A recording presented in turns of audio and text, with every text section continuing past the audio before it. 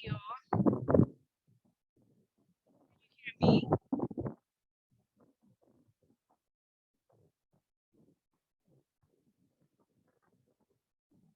Naririnig mo ba ako?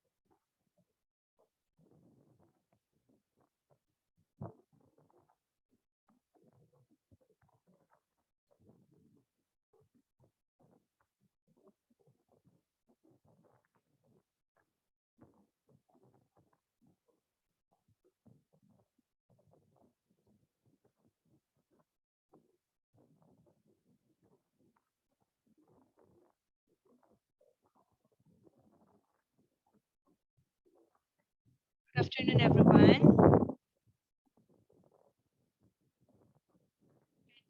Unmute yourself first and open your cameras. Let's wait for the others for another 2 minutes.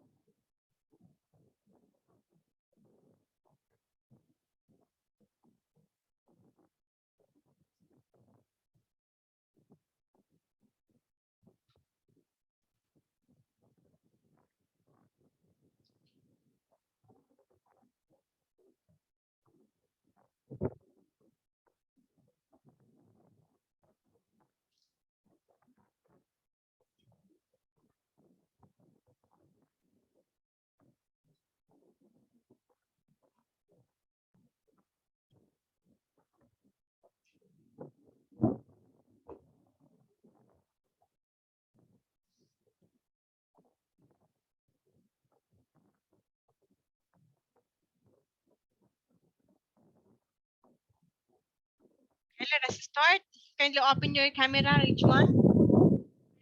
Richmond Arzel, tama ba? Yes, ma'am. Hi to our future policeman.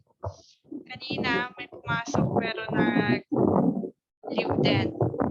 Okay, anyways, kahit na ikaw lang pumasok, kung may hahabol, it's okay. Kasi i-record naman natin to and i-post naman natin to sa Google Classroom. And before we start, I would like to introduce myself. I am your teacher in the subject na Contemporary World. I am Mrs. Ana Marie de la Cruz Malyari from ANDA. And we have our house rules during our discussion every Wednesday from 2:30 to 4. Or may possibility na mag-extend pero less possibility, less chance. But may possibility rin na mas maaga tayo matapos. Kasi ang units natin dito sa subject na to is 3. It should be 3 hours a week.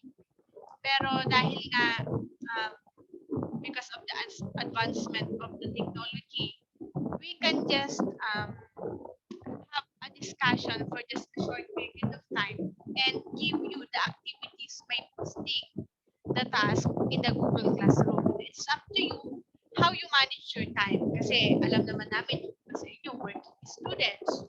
Yung iba naman ay nasa kanilang mga bahay, marami rin mga house chores na gagawin. Kaya naiintindihan naman namin. As long as nakakapag-comply kayo and hanggat maaari, on time din yung pagpasa. Kasi every activity, halimbawa ngayon, nag-post ako ng activity, gagawin nyo yun within a week, anytime na available kayo in your own convenience. Our house rules, first open your camera. Every time you attend our discussion, always open your camera. Kahit busy kayo, it's okay. As long as para makita ko kayo, makabisat ko kayo, ma-recognize ko kayo. Because we do not know, maybe tomorrow or the next day, we will have, okay, may papasok, Gigi and Micah. We do not know na maybe tomorrow or the next days, babalik na tayo sa face-to-face. And also second, mute yourself. Magkano? Sorry.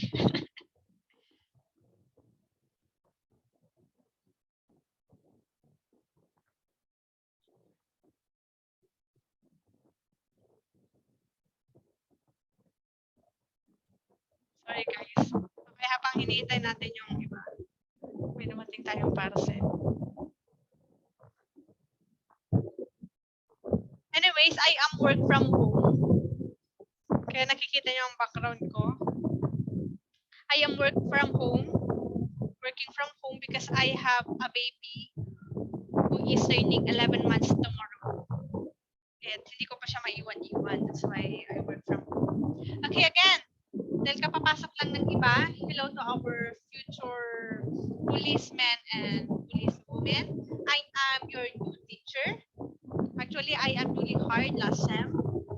I am Mrs. Ana Marie de la Cruz Maliari, your instructor in the subject of the contemporary world. We will have our discussion every other week. Like now, we're having a discussion next week, just all the activities to be given to you. And the next Tuesday, we will have our meeting again via Zoom. What is more convenient to you guys? Zoom or Google Meet? Unmute nyo muna yung sarili nyo. And open your camera.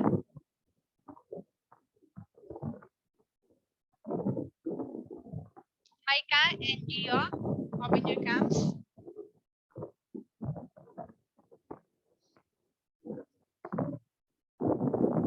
Micah, Gio.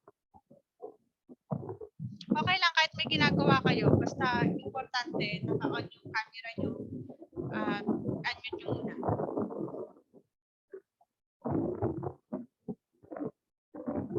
We will have our house rules here during the discussion. First, open your camera. Para malaman ko kung nakikinig kayo.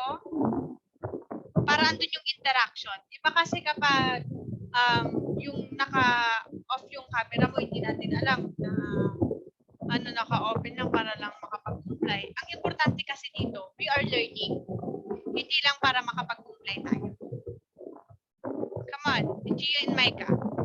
Open your camera. That is the first house rule. Second, mute unless called for participation. Once I call your name, unmute yourself and you have to speak. And if you have your clarification, if you have idea and questions, raise your hands. Okay? May makikita kayo dyan na raise hands. Just click nyo lang yon para makita ko sa screen ko na gusto nyo, na meron kayong idea, question, or clarification. Again, 3 house rules. Open your camera, mute unless called for participation, and raise hands once have an idea. Okay, Gio and Micah, please, open your camera. Sayang naman yung kagandahan at kagabuhan yung hindi natin makikita. Mike and Gio?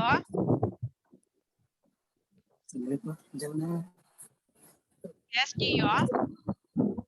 Yung camera.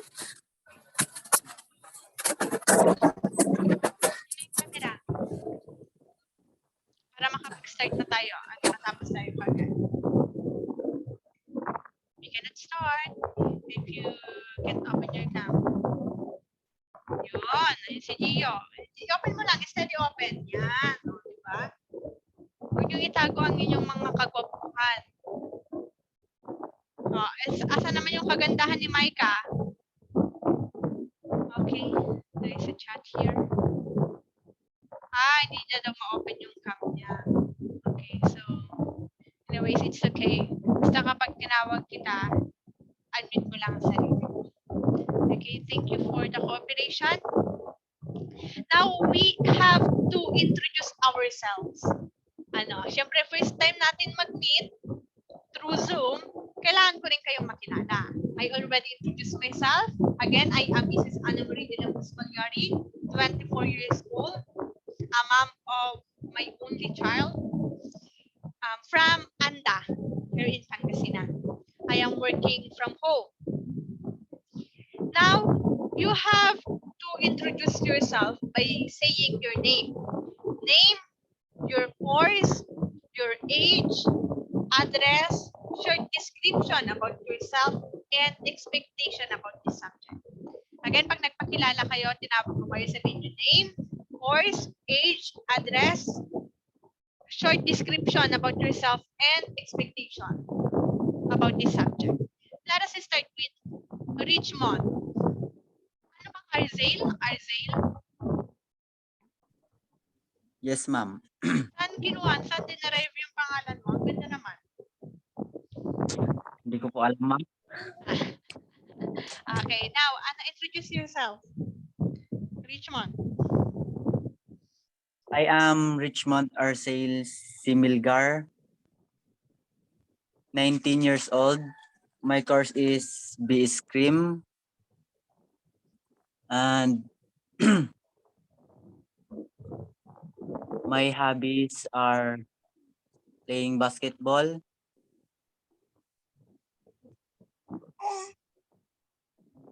my expectation in this subject is learn a lot more.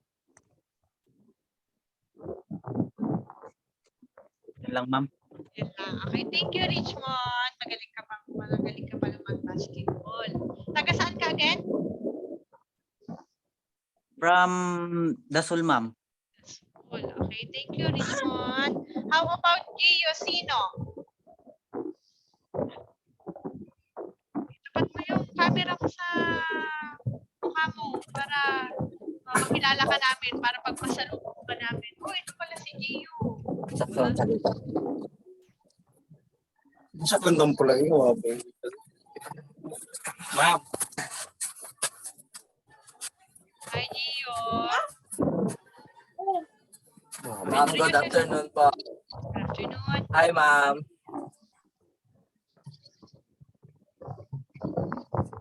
Good afternoon, ma'am. I'm Josino from Dasol, Pangasinan, ma'am, and I'm 19 years old, turning 20 tomorrow. Wow, advance. Happy birthday. Saan sa bandang Dasol para alam namin yung pupuntahan namin. Thank you, ma'am. Ni Richmond tsaka ni Micah. Ma'am, sa Guys GP po. Ay, sinabi ka talaga. Guys GP po, ma'am. Magkakilala kayo ni Richmond, taga Dasol din siya? Siyempre, ma'am, welcome kayo. Oo naman. Hindi ko kilala, ma'am. Hindi. O ngayon, kilala niyo na yung isa't isa. O, baka malay mo, kapit-bahay mo lang si Richmond. Punta siya dyan bukas. Okay, short description about yourself. Okay, Pwede, ma'am. masipag.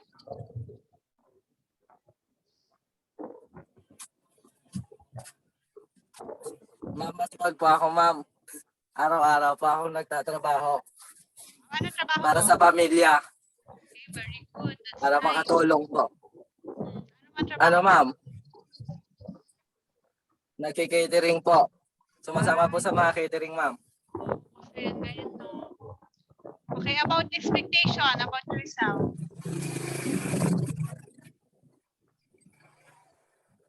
Ma'am, Expectation mo about this subject, I should say.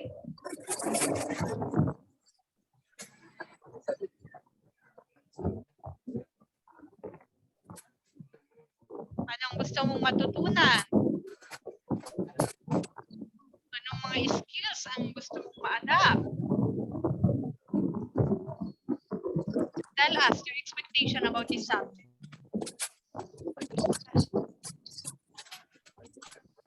ma'am, marami pa akong expectation sa subject na to. Lalo po yung mga mga activities, ganun po.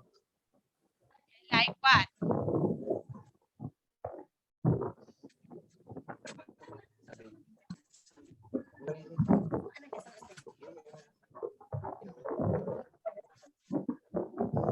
Open mo lang yung camera mo, ha?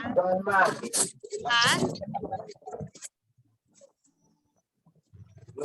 wait lang po, ma'am. Nahihiya po kasi ako. Ayan, okay, let's move to Micah, okay? Para hindi maubos yung oras natin. Okay, Micah, even though hindi naka-turn yung camera mo because of some reasons, ma-open, now kindly introduce yourself. At before that, habang nag-prepare ka, si Aljun Abelia, hello, good afternoon. Kindly unmute yourself.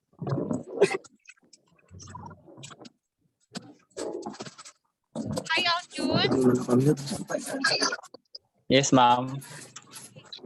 Kanina, nag-introduce kami ng sarili namin. Yun nga, ako, I am Teacher Ana Marie de la Malyari. I am your instructor in this subject, the contemporary world. Now, you have to introduce yourself after Micah. Just tell us your name, your course, your age, address, short description about yourself, and expectation about the subject. At uulitin ko yung ating house rules. Open your camera, mute, and this code for participation, and raise your hands. Okay, Micah, introduce yourself. And after you, Aljun will be next. Micah.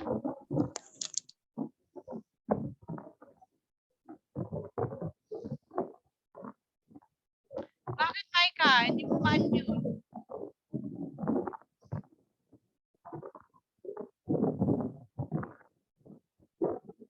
Hindi niya ma-unmute. Okay, Aljun, it's your turn. Open your camera.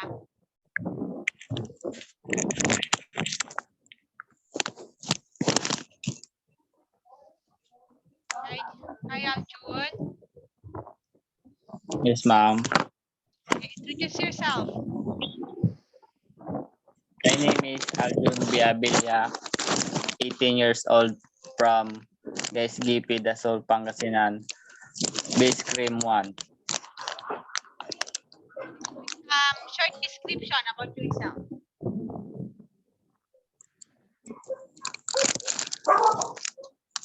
Ano po yun, ma'am? Short description mo. Ano yung mga characteristics mo? Kunwari, gwapo, matalino, matangkad. Okay, ano yung mga description mo tungkol sa sarili mo? Tangkad po. Masipag, trustworthy,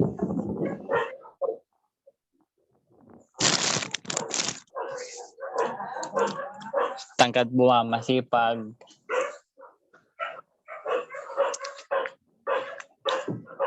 Yun lang po. okay. How about your expectation about this subject? Ano yung mga gusto mong matutunan? Nakaalaman, talento. Ano yung mga sa tingin mong i-expect mo sa subject na? Hard. Hard, ma'am. Hard yung subject natin. Okay, so thank you, Aljun. Okay, let us start.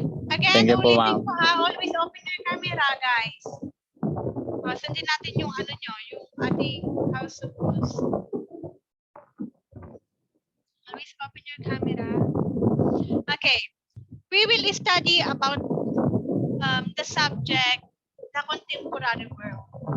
Now, in the first lesson, the lesson 1, is about concepts of globalization. Malalaman natin what do we mean by globalization. And after through this module or subject, you are expected to examine the various conceptions of globalization. Tulad ng sinabi ko, ano ba kaya yung ibig sabihin ng globalization? Second, distinguish the different definition of globalization from experts.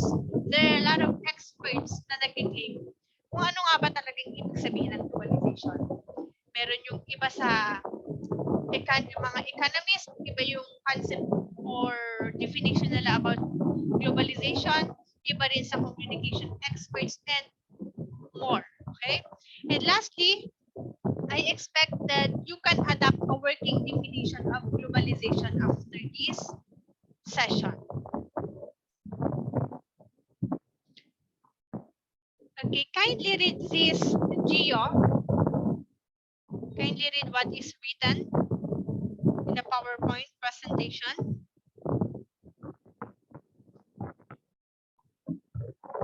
Gio, Yes, ma'am. okay, It is something that difficult to understand, which 1998 says that it is a term of whose meaning is of course states that globalization stands for quiet and large public spread across the world as one of the most defining terms of the 20th century social consciousness. Thank you, ma'am. Okay, thank you, Gio. It is something that is difficult to understand. Tama. Bakit? Because the meaning or definition of globalization has no or is too broad. There is no single and universal definition of globalization. Sabi ko nga, it depends on the expertise, experience, and perspective of an individual. Nakuha niyo ba? And Rich in 1998 also says that it is the term whose meaning is obscure, uncertain, iba-iba. Okay? Scudel also states that globalization stands for quite a large public spread. It is the interconnectedness of the whole world as one of the defining terms of the 20th century social consciousness. What is globalization? Sasagutin natin ito. According to McGrew, for him, in 1990, globalization is described as something that is comprised of multiple sameness and interconnectedness that go beyond the nation states. Okay, it is the interconnection or interconnectedness in the nation states. Multiple sameness. Kearney in 1997 defines it as a cluster of economic and political framework and procedures deriving from the changing parts of the interest and assets that comprise the foundation of the international political economy, especially or specifically the expanding structural differences for those interests and assets. At meron din naman na definition si Sticker, and they also believe that this definition of him is the most or the best definition and the most unbiased definition of globalization. Ito yung pinaka-best, sabi nga nila. For Sticker 2005 and 2014, globalization looks at the interconnected and accelerated processes changing how we see and experience the world. Okay? It is a process. Globalization is a process. Take note of that. He uses the term globality to mean globalization as condition. Pag sinabi natin globality, condition, situation siya. Pero pag globalization, ito yung process ng paano nagpo-progress, nag-change yung ating daily lives. Okay? And globalism to mean globalization as an ideology, isang idea, pag sinabi natin globalism. Take note of that. Again, ulitin ko, globalization is a process of changing how we see and experience the world. Globality means condition or situation. And globalism is an ideology. Take note, ideology or idea. He then identifies the 5 core claims of globalism. Ito yung 5 claims na to, yung 5 core claims na to, ito yung paniniwalang the most unbiased, pinaka the best na definition. According sa ating sources, ha? Okay, here, number 1, kindly resist Aljun. Hoy, di na naman naka-open yung cap nyo. Bakit tayo tinatago niyo yung kagwapuhan nyo? Open your cameras. Okay, Aljun. Kindly read number 1.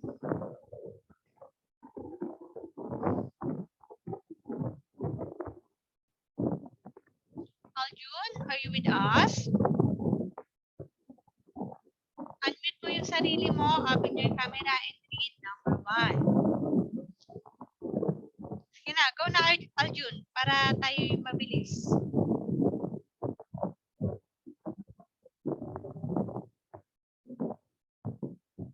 Aljun? Okay, how about Richmond? Isaiah? Kindly read number 1. Globalization is about the liberalization and global integration of markets. Very good. That is the first core claim of globalism. When we say liberalization, this is the lessening, pagbabawas, okay, of government restrictions in the areas of social, economic, and political policies. Also, it is the reduction of government regulations. Okay? Kaya nga, tayo nagiging democratic country because of liberalization. And when we say integration, this is the development of trade industry. Okay? Globalization is about the liberalization and global integration of markets. Pwede nyo i-screenshot ito ha para ano nyo. Or pag ipopost ko to, panoorin nyo na lang ulit. You can take the notes. Number 2, globalization is inevitable and irreversible. It means it is not avoidable. Okay? Hindi natin maiiwasan ang globalization. Meron at meron tayong changes na mararanasan. And it is also irreversible, or we cannot bring back what is already past. Once na na-develop na ang ating globalization, pag meron ng globalization na nag-occur, hindi na natin maibabalik. It is really irreversible. Number 3. Kindly read number 3. Okay, Aljun. Basahin mo lang yung number 3.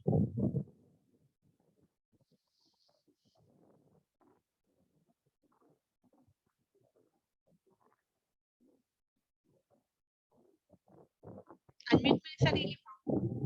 Yung microphone. Nobody is in charge of globalization. Okay, very good. No one is in charge. Okay? There is no reason, specific person, who is the reason of globalization. Nag-occur talaga ang globalization because it is not avoidable. Unavoidable. Number 4, globalization benefits everyone. Bakit kaya? Halimbawa, sa economy, social, and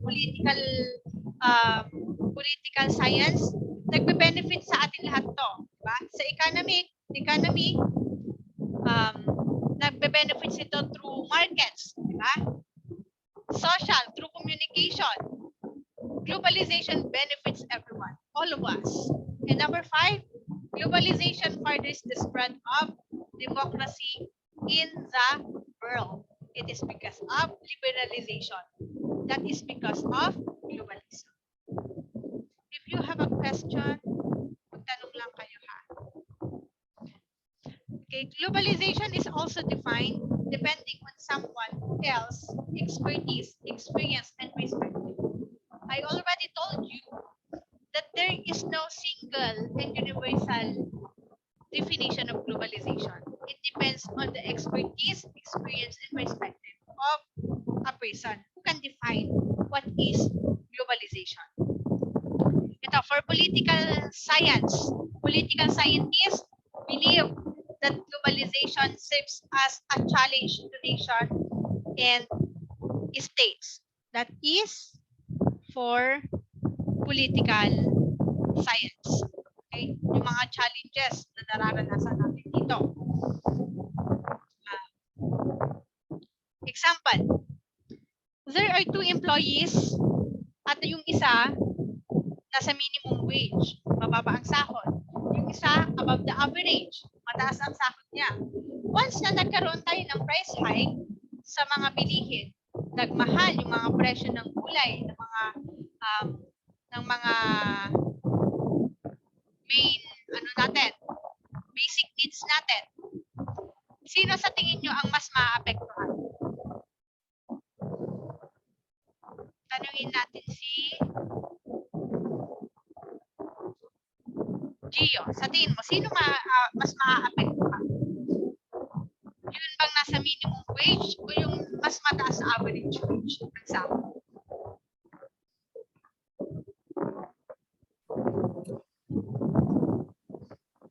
Minimum, ma'am. Okay, very good. Nasa minimum wage kasi mababa ang sahod niya. Hindi niya ma-budget yung sahod niya in other daily living. Doon papasok yung political study. Yung globalization serves as the challenge to the nation and the states. Next, for an economist, globalization means increase of free trade, speed of trade, global economic organization, and regional trade blocks. For the economist, globalization is about trading. It is the exporting and importing of local goods and products. Yun ang sa economy, sa mga markets. Furthermore, for culture and communication experts, globalization refers to the concept of global village. Pag sinabi natin global village, through globalization, the world become borderless world. Okay? Example nito sa ating communication is email. Before, we can just communicate na through letter. Diba? Nagpapadala tayo gamit ng courier para maihatid natin. It takes time. Unlike today that because of technology, for just simple click, typing, and send it after a few seconds, marireceive mo na yung message, maisasend mo na yung message. That is global village, the advancement because of the technology. And how about culture? Through globalization, the world has become borderless world. Or so, globalization is referred to as cultural imperialism. Pag sinabi natin cultural imperialism, this is the conviction that there is a better culture. Sinasabi na mas maganda or mas influential culture namin kaysa sa inyo. That is cultural imperialism. And also may tinatawag tayo global economic imperialism. Ito naman, yung tinatawag na Americanization or Westernization. It is the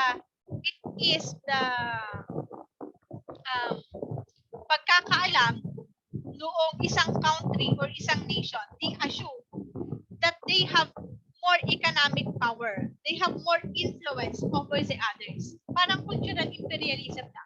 Pero ang cultural imperialism, they believe na mas maganda, mas better yung culture nila. Pero pag global economic imperialism, this is the power of economic or influence of their economic power is better naman sa other country. Okay? Cultural imperialism talks about culture. Global economic imperialism talks about economic power. Nakuha nyo ba? Naintindihan nyo ba?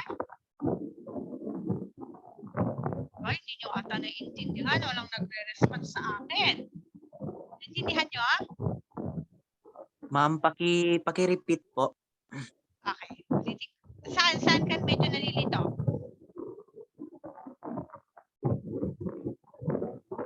Globalization at saka sa culture, ma'am.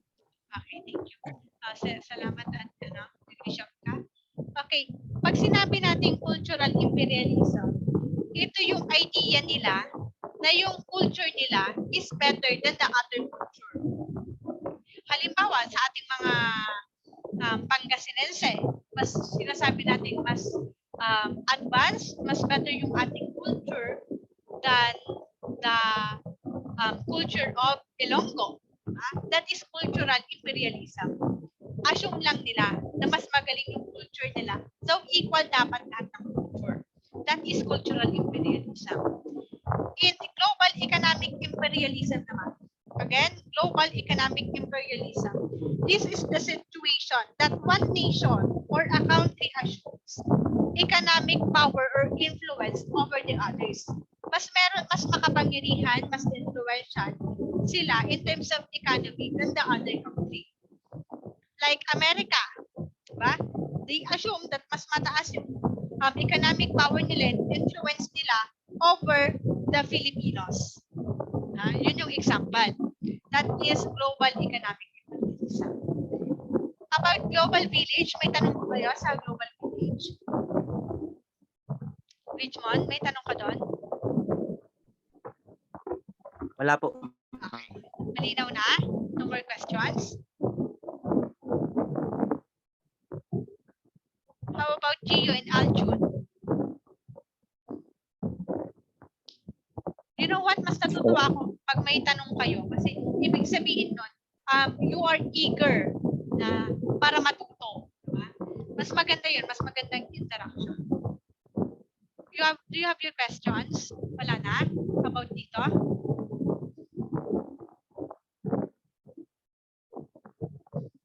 Okay, mag-move na tayo. One objective working definition is that distinguishes 2013. Globalization refers to the expansion, intensification of social relations and consciousness across world, time, and world space. From this definition, 4 attributes of globalization can be drawn. Dito sa definition is figure dito in 2013 that refers to the expansion and intensification of social relations and consciousness across world, time, and world space. Kapag ano tayo ng 4 definition or attributes ng globalization. At ito yon. The 4 attributes of globalization. Number 1. Globalization has various forms of connectivity such that it can be economic, political, and cultural. Kung naalala niyo yung example ko kanina na nasa minimum at above average wage yung sahod ng dalawang employee, dito papasok yon. It talks about economic and political. Diba? Kasi dahil sa sahod nila at yung estado nila sa buhay, that is under economic and political. Number 2, globalization allows for the expansion and stretching of social relations. Example nito is the International Red Cross. Diba?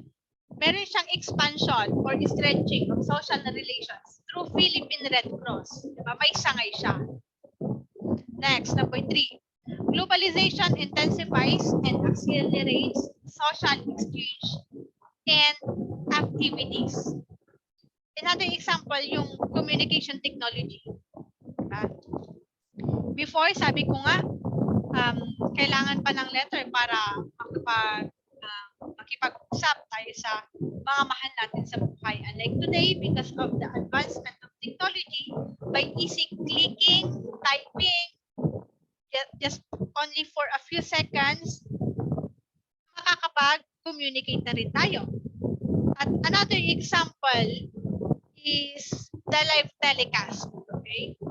The shift from snail mail to email in social media are proofs of this attribute. And some Filipinos could watch international television before, di ba dati, para makapanood lang ng international television.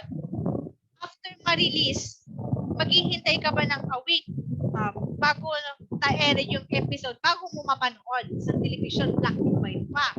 However, ngayon, through cable TV, internet, live streaming allow us as Filipinos to watch shows as soon as they are released. Ginagawa na nila, napapanood natin live. Diba? That is the intensification and acceleration of social exchanges and activities. Lastly, globalization occurs worldwide. Okay. Bakit kaya? Another example nito ay yung hashtag pray for Marawi gamit ang social media or Facebook. Ginagamit natin yung hashtag na yon to inform people around the world. Diba? Another example, yung panunod natin ng mga K-drama. Ano yon? That is, of course, worldwide.